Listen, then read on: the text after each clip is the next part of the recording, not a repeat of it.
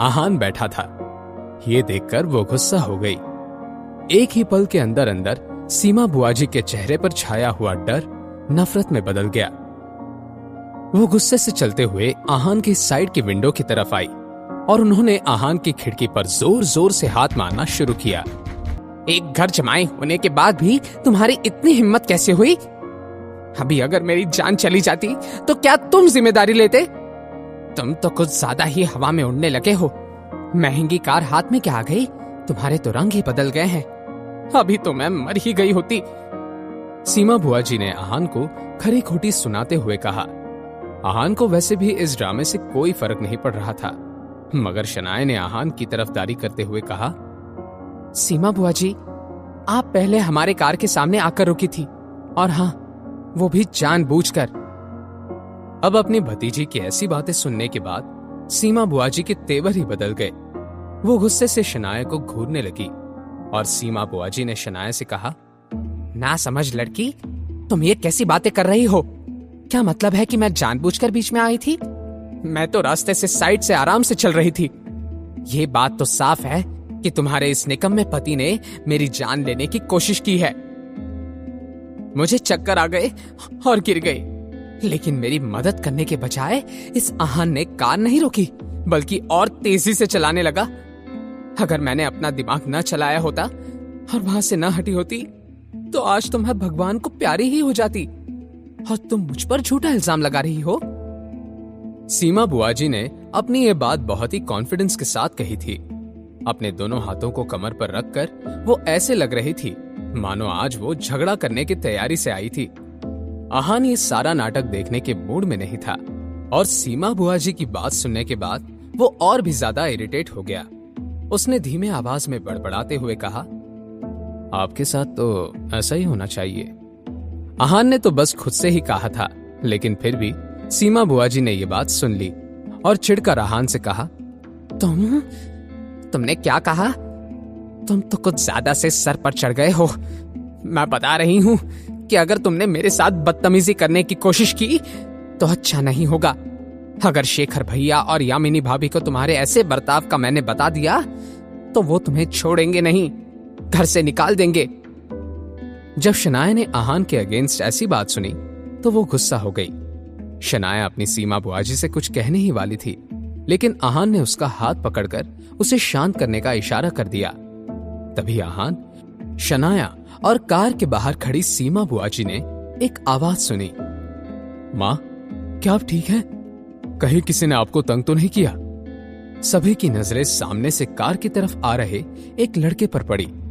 उस लड़के को देखकर ऐसा लग रहा था मानो वो सारा दिन जिम में ही गुजारता था। उस बॉडी बिल्डर जैसे दिखने वाले लड़के को देखते ही सीमा बुआजी की जान में जान आ गई। उन्होंने उस लड़के की तरफ देखकर कहा, रतन, मेरे बच्चे, अच्छा हुआ कि तुम आ गए। रतन को देखने के बाद आहान और शनाया ने एक दूसरे की तरफ देखा। उनके चेहरे पर डिसअपॉइंटमेंट ने जगह ले ली। रतन सीमा बुआजी का बेटा था। इस लड़के की उम्र 30 पार कर चुकी थी, मगर फिर भी न ये कुछ कमाता था और न ही इसके पास कोई जॉब था। रतन की इमेज कुछ खास नहीं थी। वो दिन भर अपने कुछ निठल्ले दोस्तों के साथ किसी न किसी को फंसाकर उनसे जबरदस्ती पैसे ले लेता और वापस करने का नाम भी नहीं लेता था। इस वक्त रतन के हाथ में एक लोहे का रॉड था। अपने दूसरे हाथ पर उस रॉड को मारते हुए रतन ने आहान को घूर कर देखा और अपनी माँ से सवाल करते हुए कहा, क्या ये कमीना आपको परेशान कर रहा है माँ? अगले ही पल रतन का ध्यान आहान की तरफ गया और उसने सवालिया नजरों से कहा, क्या ये शेखर मामा जी और यामिनी मामी का निकम्मा घर जमाई है? अपने बेटे के इस सवाल का जवाब देते हुए सीमा बुआजी ने रोने का दिखावा करते हुए कहा, हाँ रतन, ये वही निकम्मा है। पता है, तुम्हारे आने से पहले इस आहान के बच्चे ने मुझ पर अपनी कार चढ़ा दी थी, और फिर जब मैंने इससे हिसाब मांगना चाहा तो कह रहा था कि मैंने ये सब जानबूझकर किया था। वो तो अच्छा हुआ कि तुम आ गए, वरना मुझे डर है कि ये लड़का तो आज मेरी जान ही ले लेता। सीमा बुआजी अपनी बात इतने दर्द से कह रही थी कि जैसे उन पर कोई ज्यादती हुई थी। अगर आहान और शनाया खुद सामने नहीं होते तो सीमा बुआ जी के परफॉर्मेंस को देखकर खुद भी सीमा बुआ जी पर यकीन कर लेते। तो रतन तो फिर भी उनका बेटा था।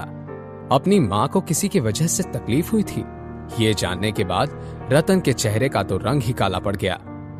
उसने आहान की तरफ देखकर उससे सवाल करते हुए कहा, तुम्हारे किस हाथ ने मेरे मां को चोट पहुंचाने की कोशिश की है? आहान को रतन के इस खतरनाक अंदाज से कोई फर्क नहीं पड़ता था, लेकिन शनाया ने रतन को जवाब देते हुए कहा, रतन, आहान ने सीमा बुआ जी को कोई चोट नहीं पहुंचाई है और इसमें हमारी नहीं, सीमा बुआ जी की गलती है। इस पॉइंट पर शनाया को भी थोड़ा गुस्सा आ गया था, लेकिन रतन को शनाया के गुस्से से क्या डर लग सकता था।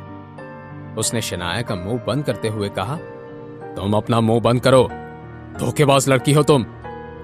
अब आहान को इस मामले में इंटरेस्ट आ गया। उसने रतन से इंपल्सिव होकर पूछा, तुमने किसे धोखेबाज कहा? आहान के सवाल के जवाब में सीमा बुआ जी ने कहा, क्या मेरे बेटे रतन ने कुछ गलत कहा है? यह लड़की धोखेबाज नहीं है तो और क्या है? उसने अपनी बुआ जी और भाई का साथ देने की बजाय तुम्हारे जैसे कचरे के डब्बे का साथ देना सही समझा। हम दोनों उसके खून के रिश्तेदार, हमारे सामने तुम जैसे दो कौड़ी के इंसान को चुना शनाया ने। ये बात सुनने के बाद आहान के चेहरे पर एक अजीब सी स्माइल आ गई। वो ये देखकर हैरान था कि लोग किस गलतफहमी में जी रहे हैं कि वो शनाया के रिश्तेदार थे। वो रिश्तेदार जो शनाया के पापा को एक बार भी हॉस्पिटल में देखने भी नहीं आए। लेकिन शनाया के सामने कोई आहान को दो कौड़ी का इंसान कैसे कह सकता था? शनाया ने आहान की तरफदारी करते हुए कहा, वो पति है मेरा, अपना मुंह संभाल कर बात कीजिए। और आप मेरे रिश्तेदार कब से हो गए? खून के रिश्ते से अगर दुनिया चलने लगती तो आप जैसे लोगों को अपने ही परिवार में चोरी करने की जरूरत ना पड़ती। क्या शनाया के इस ताने से यह बहस बिगड़ने वाली थी? सीमा बुआ जी अब आगे क्या करने वाली हैं? आहान इस सब से शनाया को कैसे बाहर निकालेगा? जानने के लिए सुनते रहिए पॉकेट FM।